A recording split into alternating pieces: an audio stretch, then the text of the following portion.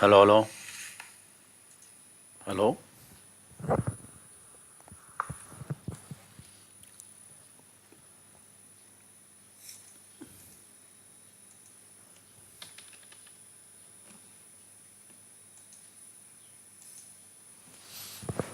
Ay trial lang ko tawag ito bani ko. Hello, hello, hello.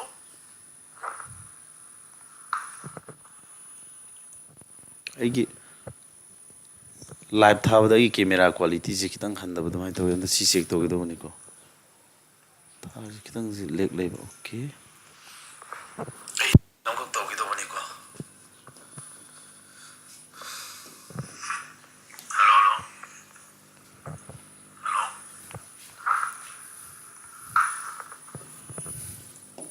Ay live था बता कि camera quality से कितना खंडा बता मैं तो ये अंदर सी check तawag ito bani ko. कितना leg live okay. Ay lang ko tawag ito bani ko.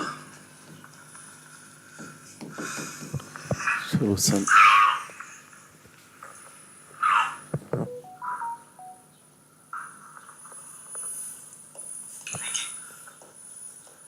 Live था बता कि camera quality से कितना खंडा बता मैं तो ये अंदर सी check तawag ito bani ko. कितना leg live okay. Ay lang ko tawag ito bani ko. Solution. Chunanta, ay live thari dam the yengo sound nong du tabram the go.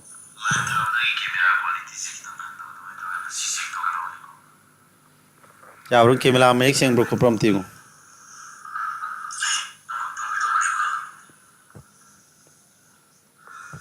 Ibu ko pasi make sing bro. Sida lai bu question jima hot ke ko ai kanu ji camera quality check to boina ko. The value of a piece of metal has been increased from 375 to 450. Metal amagi magi value 375 oirambado hauji 450 da change tawre haini. Adudi as a percentage increase puthoi. Percentage increase putho haibane. Percentage increase putho haibane. Hengali se kya nom tingo. Sidhi sibo hengali se kya hengale. 75 increase to order sa hengali 75 se percentage of to target mai si 370 to 450 da ko 375 to 450 da ke dore increase to rehani percentage sa 375 tagi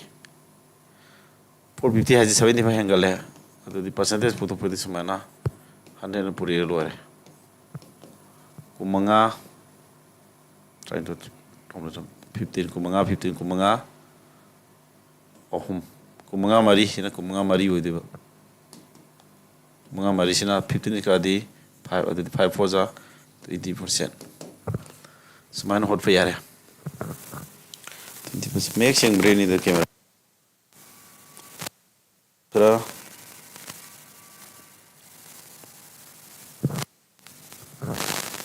okay.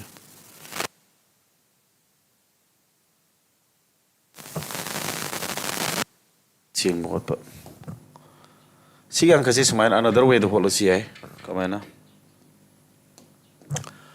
hano made 375 ni hoji kya na 450 ore ata si ratio to follow siya ko ratio sa do sound ngai bra sunta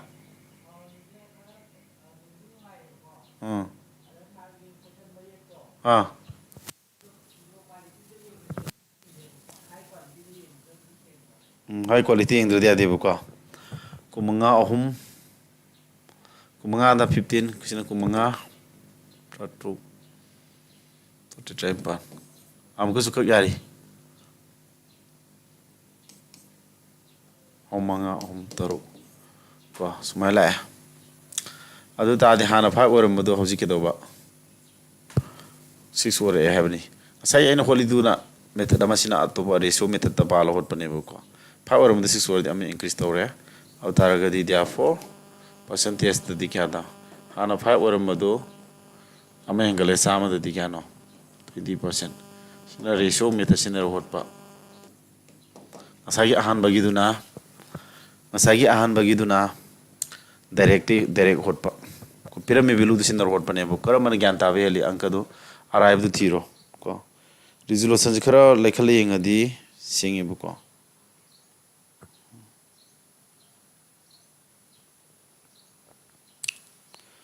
adum yang jesi mayik singi singde aigi si kanon quality check to bone ko mayam aigi view si satra mayam jini kano torom se ai camera setting toroke camera je se sonda mayik singi singdam haro ko light to temi andra male okay camera semba yadra male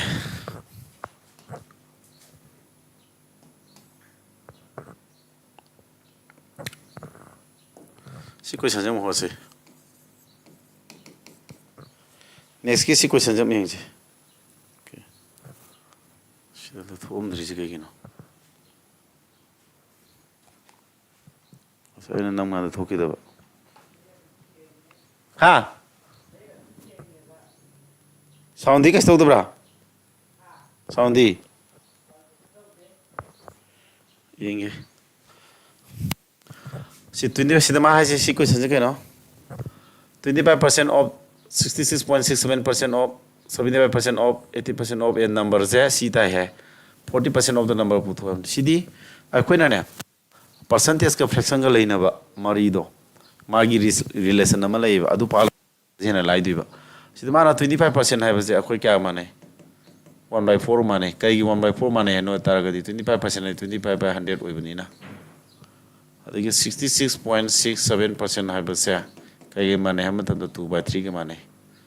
adagi 75% hai ba se kai gi mane ham tam 3/4 ga mane 80% hai ba se kai gi mane ham tam 4/5 ga mane si jing si sinara ga hot pe ko si pala ho la se adudi anka je suma holo 35% ai 1/4 tarani ko 35% ai 1/4 lerni of 66.67% hajina kya mana 2/3 la harani of to ne into on thokada ba adi 75% hai kana no 3/4 80% hai badi 4/5 of a number do ngang to n ni kalo adu kya ta hai ma haja si bilu ji kya tare hai no 6349 tai hai adu di n do hanu putho ja khoi n ji putho no hona ra je n ji putho ka da mana 40% of the number do putho thoi ba n ji hanu putho ata di sidi n ji hanu putho je n putho ka de tare kakna ba jang kakna ko 3 kakna re 4 kakna re 2 na ka di si 2 le ma kha ji 10 da hore ko matak tana hoji lai ri se ke dore kari tar kem thing matak tana ke dore se ma kha ji matak tana wa lai ba ko matak tana 2 into 5 puri na kya 2 ga 5 ka se puri na 10 thar ba som na op har n lai som equal to 1 ma 6349 lai re sumai lai re ba adu n ji phuto ke tar ga di 10 ji asom gi equal to 1 ma la la di ma kha lai se matak lum da salu rani ko adu di sumai la ne adu di 0 hapselo se adra se 0 hapse tum yare yen khange yen ji khang tar ga di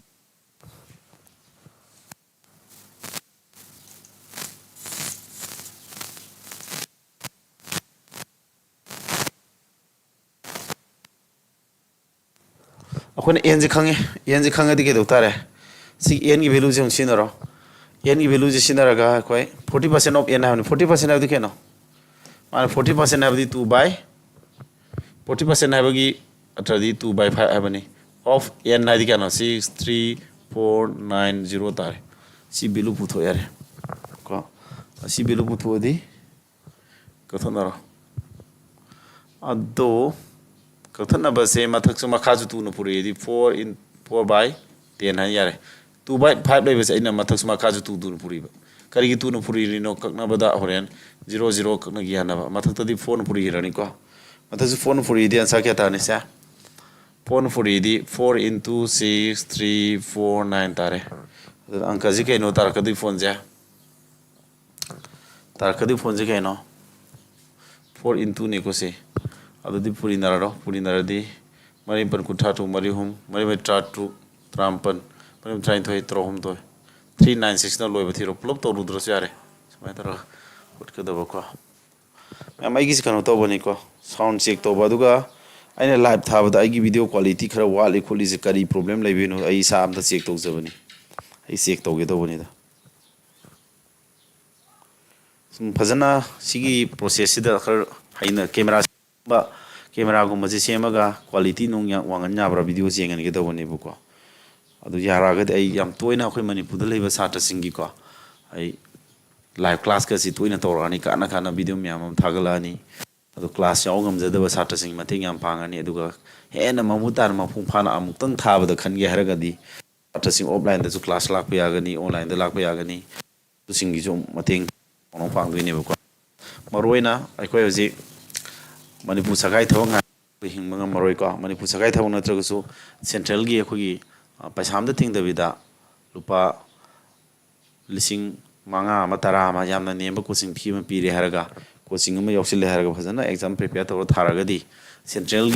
Job Mamma, SS in a Loba, the Gi active service, the Mam Lady, CDS, nothing, Indian, nothing, but the being the soup being PO menace, the Gi. Clark na singma mayam na railways mayam na say good thing adum ko later ban sin sana fit waragadi sigma thabak mayam na iraline phang bayani ba all india gi lari ba vacancies e akoi munna du si all india gi lari ai ba sata mayam si marak tu munna du ne ba ado akoi manipur ma thik sa ba sata su wat pa na maram morganda thabak ayam se atop state ki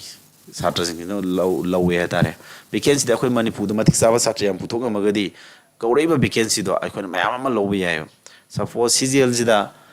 example of Moin Harry 11 exams da Lissing Kuntra Taret Kaugi, Karehelna 2022 da Adota Manipur the Mi Kuntramu Yaugi 30 plus in Yawe finance merit list Ado say good things minor the Yamako de approximately Lissing Nipan Mapan Swide Kawe Maidiko so him the Sorana average Lissing Nipan Makawe the Manipur the Mi Tarapanakan with the Wavasi Adu Kayino Matic Sabam later in all India competition work with the Akuji Lambati and Avangam have never. Adu Okana, Oza, Oibaki Mamma, Katoga, Pazana Tabak Torava, Sato, Mams and Among Laricana, Sang and Honavagi, Hibi to lay Taragadi, Manipusaka Tabung Idragoso, Sizilgi, or Pisar Tabum Mam Yaurising is da.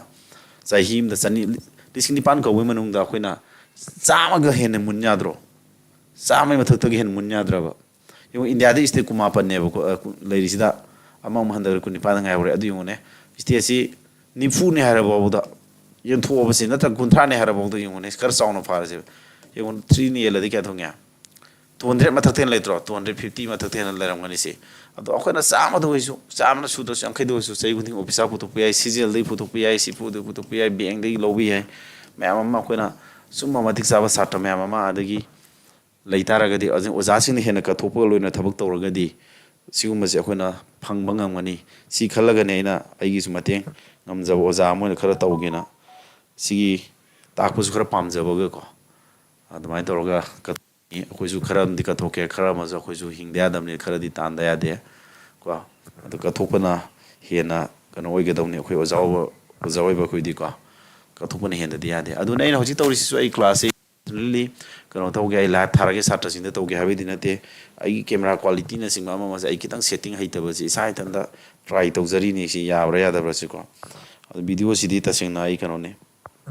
noina kana tawi tawde mayek sing de yar ai sound recording sound ji tawa nungai te habana sing feedback oina pibiram mu ko adu si phajana kano tawra kan ai live amasung live natraga so aina phajana topic 999 line tak thoga ko video upload toroke recorded video na sing budu ko ro ngasi di live is the mati ema try to bodi aizu lusilaki ko